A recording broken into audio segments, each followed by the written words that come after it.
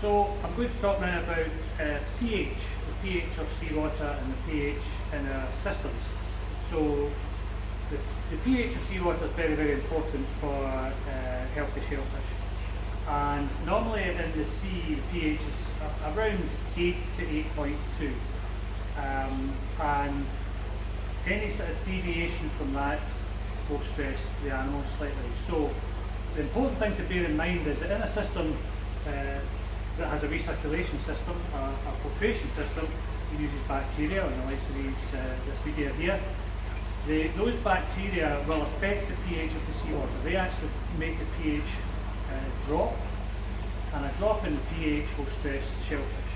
So the pH is very important for the blood chemistry of crabs and lobsters, and their health and their general stress and survivability. So we want to monitor the pH fairly carefully, a couple of times a week in our systems. So to do that, we use the test strips. You'll have seen these test strips before, and we test this one. It tests for multiple things. So first of all, I'll test the seawater here, and just shake that in the water slightly, and then we read off the scale. Now, if you can see that scale there, read off that scale. The top one is the pH. There's the pH scale there. There's other things here at the moment. I'm not worried about them just now. But if we look at this pH scale, it's actually quite low. It's down about the 6.8. So what does that tell us? That tells us that we need to increase the pH of the seawater in this system and bring it back up.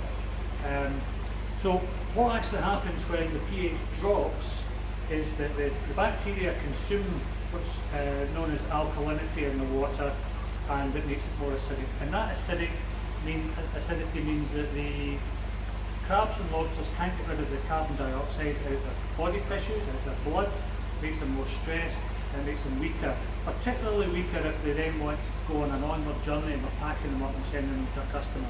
So we need to make sure that we try and maintain that pH as close to 8 or 8.4, 8.2 as possible. So to do that, we use bicarbonate of soda, which you can buy either from us or catering suppliers. Just normal sodium bicarbonate or bicarbonate of soda, not baking soda. That's other things added to it that would just complicate matters. But we add this to the water, and for a system this size, which is a 300 kilo lobster pod, I would probably add about a cupful or a mugful, which about this kind of amount here, and I'd just drop it straight into the filter. And that will dissolve fairly quickly, within a few seconds, a couple of minutes at the most, and that will gradually bring the pH in the whole system back up. So what we tend to find is that the pH will drop a little bit every single day. Very, very rare that the pH will go back up without any intervention, like adding the bicarbonate of soda, but it will drop a tiny little bit every day. So if you're not monitoring that, you can find that the pH is quite low. Like we did there, we found it was down about 6.8.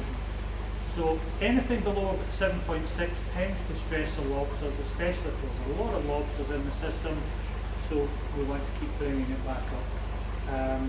So although we always worry about ammonia in a system, and the ammonia and the bacteria that deal with that ammonia, pH is also very important. The bacteria as well, they like a pH close to 8 or 8.2, and if the pH drops, the efficiency of the bacteria in the filter drops as well. So it's very important to check that. We always recommend checking it once or twice a week and topping up with bicarbonate of soda if necessary.